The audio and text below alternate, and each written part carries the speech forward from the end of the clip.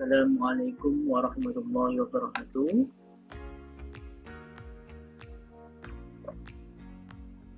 Kepada rekan-rekan mahasiswa, kami ucapkan selamat datang kembali di semester yang baru. Semoga di semester ini kita dapat mengikuti kegiatan perkuliahan dengan lancar tanpa halangan suatu apapun. Pada kesempatan kali ini, saya akan menyampaikan pertemuan kita yang pertama, yaitu tentang pembekalan praktikum fisiologi hewan.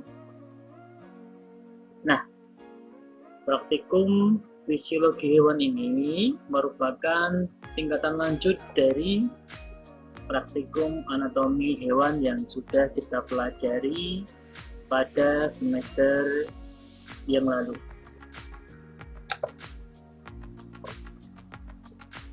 Di sini nanti kita akan membahas tentang beberapa hal yang berkaitan dengan fisiologi pada hewan. Nah, di slide pertama ini ditampilkan beberapa hal yang akan kita praktikumkan.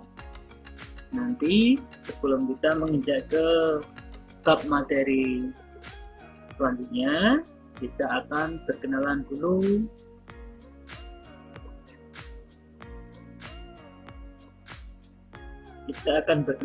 dengan beberapa dosen, pengampu, dan asisten yang akan mengampu kegiatan praktikum fisiologi hewan pada semester ini. Nah, langsung saja untuk dosen pengampunya. Pada kesempatan kali ini diampu oleh 3 orang dosen. Yang pertama ada Dr. Anda Haryatmi MSI, kemudian ada Ibu Endang Stansih MSI, dan ada saya sendiri, Mazwar Ismianto MBD. Nah, untuk lebih lanjutnya lagi, teman-teman nanti bisa saling berkomunikasi dengan Bapak Ibu dosen di sini ya. Nanti jika ada sesuatu hal yang ingin ditanyakan, kami persilahkan menanyakan via WA dengan tertib. Ini ada dibantu oleh rekan-rekan kita. Yang pertama ada Mbak Aceng Seprina KD sebagai koordinator asisten. Nah, nanti silakan teman-teman jika ada kendala atau suatu hal yang berkaitan dengan praktikum bisa menghubungi koordinator asisten ini, Mbak Aceng ya. Kemudian dibantu oleh Mbak Afifah. Kemudian ada Mas Joni Luki Irawan. Ada lagi Mbak Nurlita Laila Anggraini dan Mbak Yahra Konita. Itu ya. Ada 5 asisten praktikum yang akan mendampingi teman-teman semua dalam melaksanakan kegiatan praktikum fisiologi hewan kali ini. Oke, nanti silahkan jika ada pertanyaan nanti bisa menghubungi asisten atau langsung menghubungi ke saya. Dan nanti akan dibuatkan WA group ya, agar memperlancar kegiatan dan komunikasi praktikum fisiologi hewan. Oke, kita masuk ke tata tertib pada perkuliahan daring tahun ini ya. Yang pertama, siap 10 menit sebelum kegiatan Zoom meeting dimulai ya. Jadi ini rekan-rekan semuanya harus sudah standby ya. Kemudian yang kedua, wajib menghidupkan atau mengonkan video. Nah, nanti biar saya mengetahui nih teman-teman pada hadir atau belum ya. Kemudian yang ketiga, wajib mengikuti kegiatan sampai selesai. Berikutnya, wajib memakai pakaian yang sopan, berjilbab dengan kaos ya. ya seperti kita perkuliahan luring biasanya itu ya. Kemudian ada wajib memakai vocab saat Zoom meeting. Nanti vocabnya seperti apa, nanti di slide berikutnya ada. Wajib mencatat hal-hal penting, silahkan nanti menyiapkan catatan, catat poin-poin penting yang saya sampaikan. Jika ada yang berhalangan hadir atau terkendala jaringan, segera menghubungi asisten atau dosen. Nah, misalkan jaringannya lemot atau lost, ya hilang tiba-tiba, keluar masuk. Nah, ini silakan menghubungi asisten atau dosen. Itu deh untuk tata tertib daring praktikum fisiologi hewan kali ini. Lanjut ke kontrak perkuliahan. Nah, nanti di perkuliahan kali ini ada kontraknya. Kontraknya yaitu persensinya 5%. Tugasnya berapa? 15%. UTS atau TKP ya. Ini poinnya cukup tinggi ya, 30%. Nah, kemudian UAS atau responsi akhir itu 35%. Dan presentasi itu 15%. Nah, usahakan teman-teman semuanya bisa memenuhi kontrak pembelajaran ini ya, agar mendapatkan hasil nilai yang maksimal. Kemudian selain nilai, teman-teman juga harus paham tentang ilmu yang teman-teman pelajari. Oke?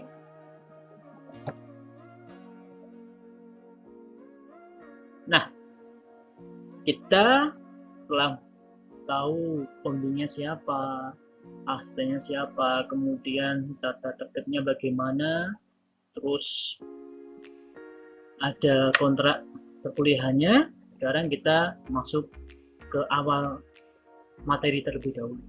Kita mengenal alat praktikum yang nanti biasanya akan kita gunakan selama kegiatan praktikum fisiologi hewan. Ada apa saja sih untuk alat-alatnya? Yang pertama, di sini teman-teman tidak asing lagi dengan alat ini ya. Ciri khasnya terbuat dari pirek kaca. Namanya tabung reaksi ya. Fungsinya untuk mereaksikan dua atau lebih zat. Nah, berikutnya ada pinset atau penjepit. Fungsinya untuk apa? Untuk menjepit atau mengambil preparat. Nah, ini juga tidak asing lagi. Kemarin di anatomi hewan juga bertemu dengan pinset. Alat berikutnya ini adalah gelas ukur. Betul sekali ya. Fungsinya untuk apa? Untuk mengukur volume larutan. Nah, ini biasanya familiar sekali dengan biokimia ya. Teman-teman ketika praktikum biokimia sering menggunakan gelas ukur ini. Sekarang di praktikum fisiologi hewan kita juga akan menggunakan gelas ukur. Kemudian ada mortar atau mangkuk penumbuk dan pastel. Pastel itu penumbuknya ya. Fungsinya untuk apa? Menghaluskan zat padat atau kristal. Berikutnya hampir mirip dengan gelas ukur tapi ukurannya besar, dinamakan beaker glass ya. Fungsinya untuk apa? Tempat untuk menyimpan atau membuat larutan ya.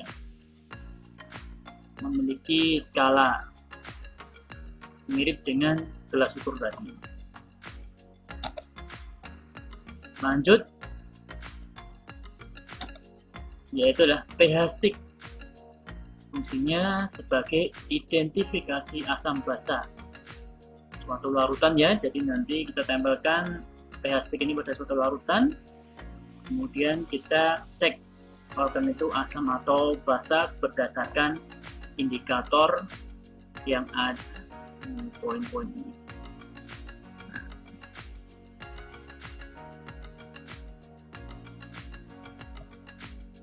Alat berikutnya ini ya, seperti tutup ballpoint, dinamakan mikrotub atau tabung Eppendorf. Fungsinya untuk apa? Fungsinya untuk mengambil dan menyimpan larutan dalam jumlah yang sedikit. Misalkan tetesan darah, burung darah, atau tetesan darah katak, nah nanti dimasukkan di sini karena jumlahnya sedikit ya. Lanjut ke ini, tabung hematokrit. Fungsinya untuk mengambil darah.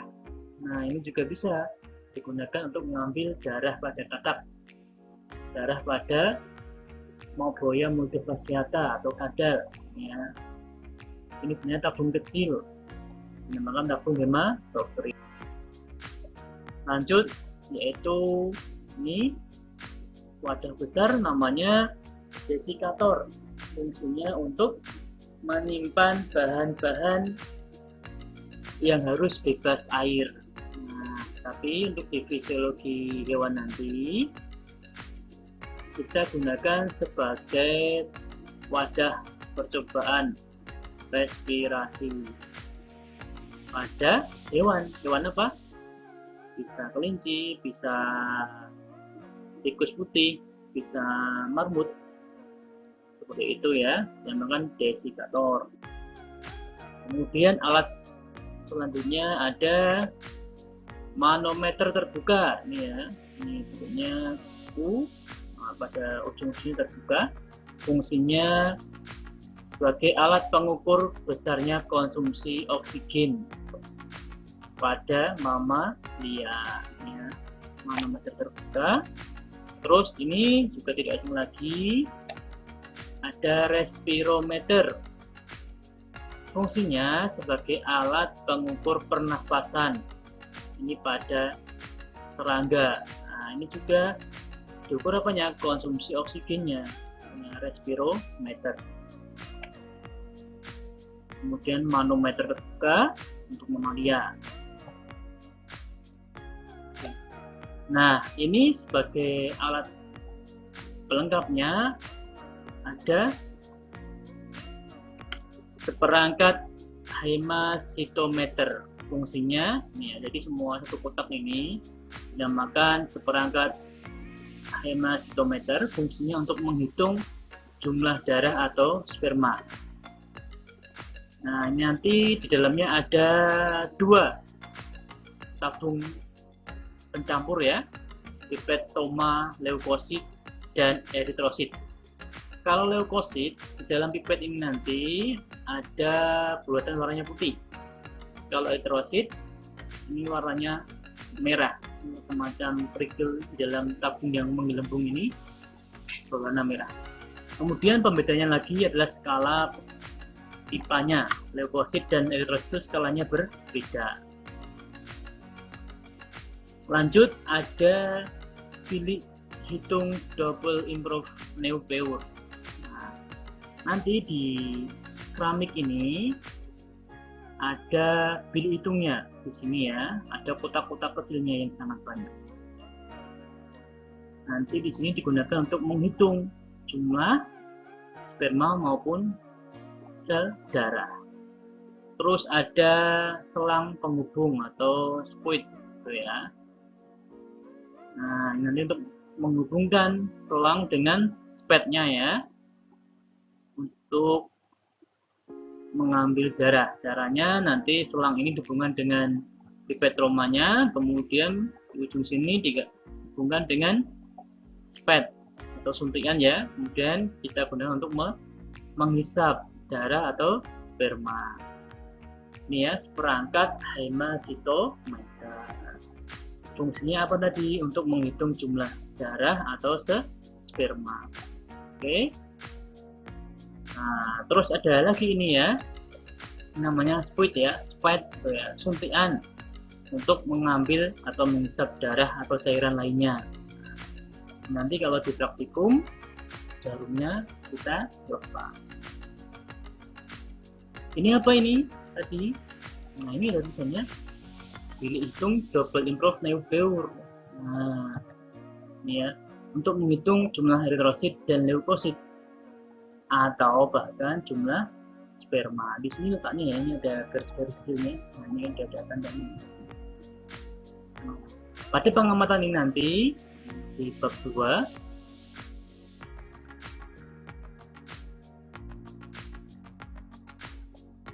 terus di sini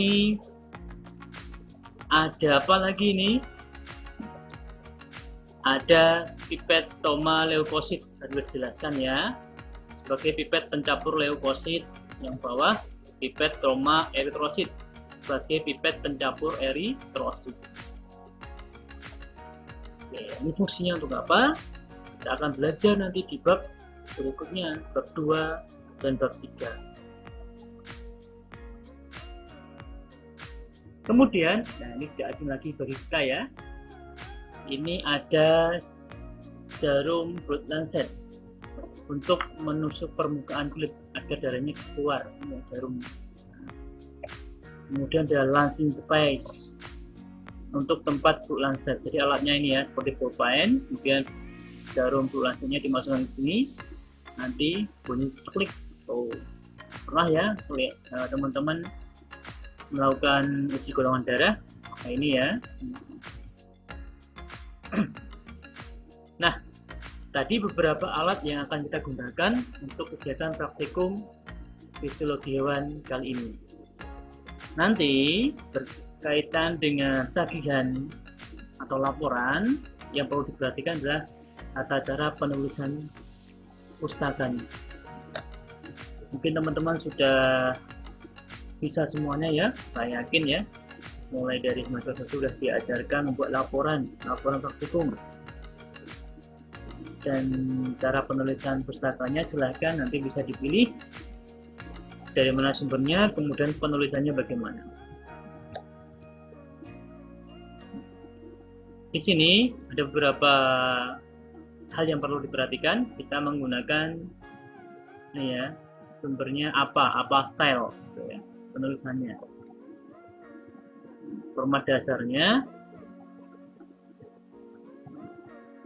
nama penulis pengarang, tahun terbit atau publikasi, judul utama, kemudian anak judul kalau ada ya, edisi keberapa jika ada, kota terbit, dan negara atau singkatan negara bagian di Amerika, kemudian ada penerbitnya. Contohnya ini ya contohnya. Nah, silahkan diperhatikan ya. Ini sudah sangat familiar dengan kita. Jika pengarangnya 1 atau 2, tulis seperti ini.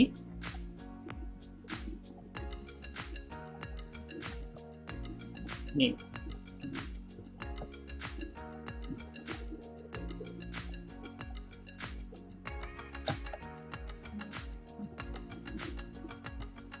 Ini dengan 1 hingga 5 pengarang, kemudian buku dengan 6 atau lebih pengarang.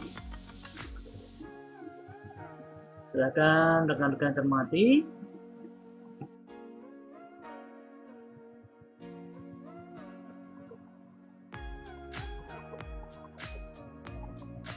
Kemudian ada pula buku tanpa pengarang, ya. Kemudian buku dengan editor. Semuanya ini, kemudian ensiklopedia, kamus sumber kutipan daftar pustaka,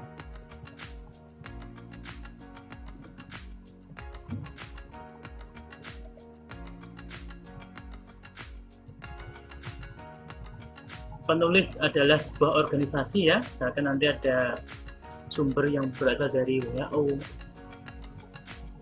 atau UNICEF dan sebagainya, bisa ditulis seperti ini. Kemudian jika sumbernya berasal dari tesis atau disertasi, penulisan seperti ini. Kemudian jangan lupa ya, alamat aksesnya, websitenya, ya. Ada proceeding, ini juga sama penulisannya, aksesnya jangan lupa ditulis juga. Nah, kemudian ada periodikal, ini berupa artikel dari koran, majalah, dan jurnal. Nomor dasarnya seperti ini, nama penulis, pengarang, tahun publikasi, dan kurung ya, judul utama artikel, anak judul artikel, judul atau nama serial, volume, nomor isu, halaman, doi, dan sebagainya. Ini artikel dalam jurnal, contohnya seperti ini. Artikel online dengan doi, contohnya ini ya. Ini artikel online tanpa doi, tuh. Terus artikel tanpa nama pengarang, juga bisa. Kemudian kalau versi online-nya seperti ini.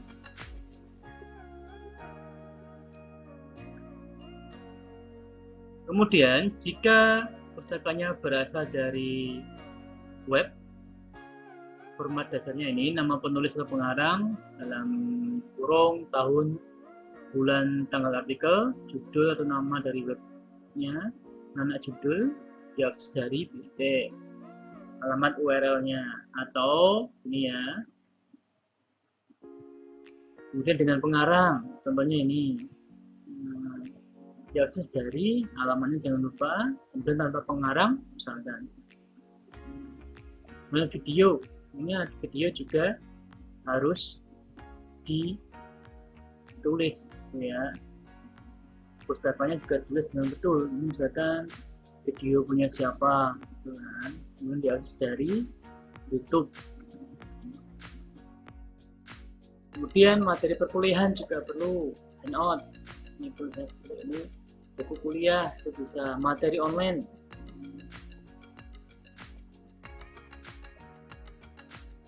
Nah, itulah ya beberapa hal yang perlu diperhatikan ketika kita akan membuat daftar pustaka.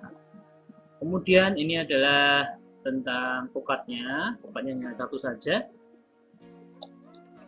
Bentuknya gurita ya bentuknya. Nah, ketentuannya seperti ini, silakan teman-teman cermati.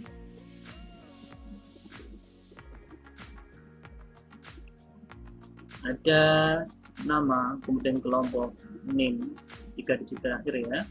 Warnanya apa? Di sini kelas A pink, kelas B biru, kelas C kuning, kelas D hijau, kelas E coklat, kelas F orange, kelas G ungu. Ini box warnanya ini. Boxnya ini ya, warnanya diganti. Kelas A pink, kemudian kelas B biru, kelas C kuning, kelas D hijau, kelas E coklat, kelas F orange, kelas G ungu. Dan untuk jadwal seperti ini ya, teman-teman perhatikan. Kita mulai pada tanggal 8 September.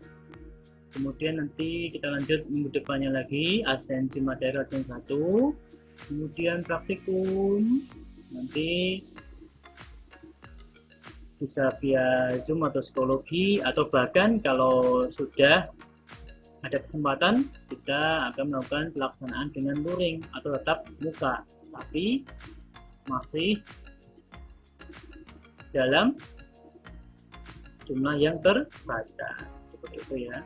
Insya Allah nanti selesai pada tanggal 29 Desember kita akan melakukan responsi. Oke, dari saya cukup sekian. Semoga pertemuan perdana ini berkesan, membuat teman-teman semangat untuk mengikuti kegiatan perkuliahan praktikum psikologi hewan.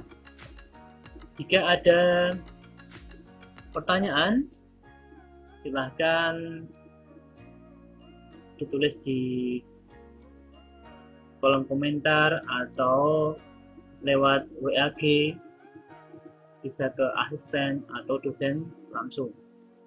Terima kasih atas perhatiannya. Wassalamualaikum warahmatullahi wabarakatuh.